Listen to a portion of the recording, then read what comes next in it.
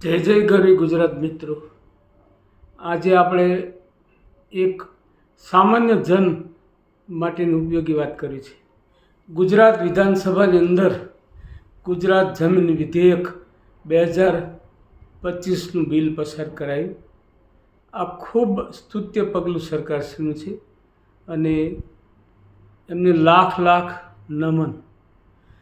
રાજ્યના શહેર વિસ્તારની આજુબાજુ વસતા તેમજ અમુક ગ્રામીણ વિસ્તારમાં વસતા જે લોકો જુદા જુદા કાયદાઓ હેઠળ શરત ભંગ થયો હોય એવી જમીનની અંદર ચોક્કસ અવેજ આપીને મકાનો કે સોસાયટીઓ જે સૂચિત છે એ ખરીદી હોય એ મકાનની અંદર રહેતા હોય અને વસવાટ કરતા હોય આવા બાંધકામો નિયમિત કરવાની વાત 2005 સુધીની અમલમાં હતી જ, પરંતુ ખાસ સંશોધન કરી અને આ પ્રક્રિયાને ઝડપી અને સરળ બનાવવા માટેનો સરકારશ્રીનો એક બહુ સારામાં સારો અભિગમ છે અને એને હું હૃદયપૂર્વક આવકારું છું.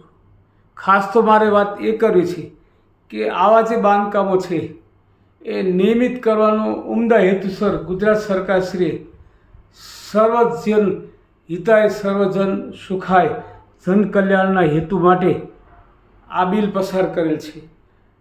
અને સૂચિત જે વિસ્તારો છે, સૂચિત રહેઠાણો છે, એમને રક્ષણ આપી અને એમને પ્રોપર્ટી કાર્ડ મળે, બેન્કો સાથે સારામાં સારો વ્યવહાર કરી શકે અને આ જે સૂચિત એરિયા છે એ રેગ્યુલાઇઝ થાય એ મૂળ અભિગમ સરકારશ્રીનો છે કે જેથી કરી સામાન્ય નાગરિક હેરાન ન થાય અને એને સુરક્ષિત એમનું રહેઠાણ મળે અને એમના હકો પણ સુરક્ષિત રહે. આ હેતુ સાથે આપણે આ બિલની વાત આપણે કરવી છે. તો આ લોકાભિમુખ વહીવટ માટે આ પગલું ખૂબ જ સ્તુત્ય છે.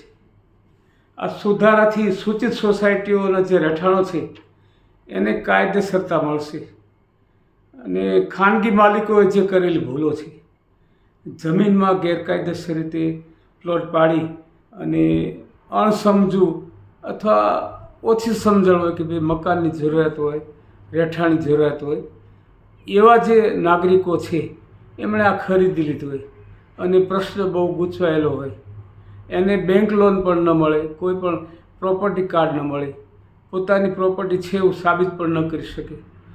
આમનો ઉકેલ મેળવવા માટે સરકારશ્રીએ આ બહુ ઉમદા પ્રયાસ કર્યો છે અને એનું આવકારું છું.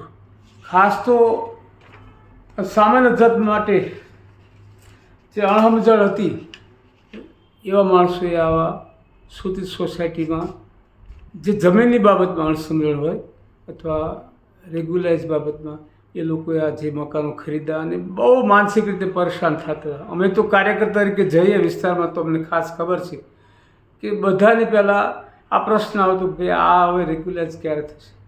તો એક સરકારશ્રીનો નમ્ર પ્રયાસને સારામાં સારો હલ જેને કહી શકાય એ એમણે કાઢ્યો છે. તો એનો મહત્તમ લાભ લઈએ.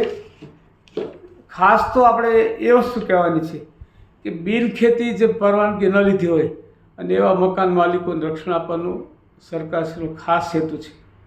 અને આ હેતુ અંતર્ગત સૂચિત જે વિસ્તારો છે એમાં રહેતા નાગરિકોને પ્રોપર્ટી કાર્ડ આપવું એક અને મિલકત રેગ્યુલાઇઝ કરવી, આ બે વસ્તુ.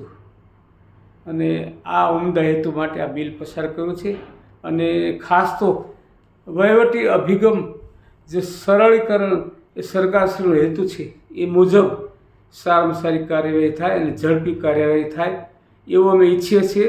અને ખાસ પ્રશ્નો સૂચિતના આવતા હતા અને એના અનુસંધાનમાં આ એક આનંદદાયક અને પ્રજાહિતનું એક સારામાં સારું પગલું છે. તો આનો આપણે લાભ લઈએ અને ખાસ તકેદારી રાખી અને ફોર્મ ભરવાના તો ભરી દઈએ, ફોર્મ ભરેલા હોય તો એની પણ તપાસ કરીએ. અને સરકારશ્રી પણ આ બાબતે ખૂબ સજાગ છે, તો એ એમને સૂચનાઓ આપશે અને આ કામ ઝડપી થશે. જય જય ગરવી ગુજરાત.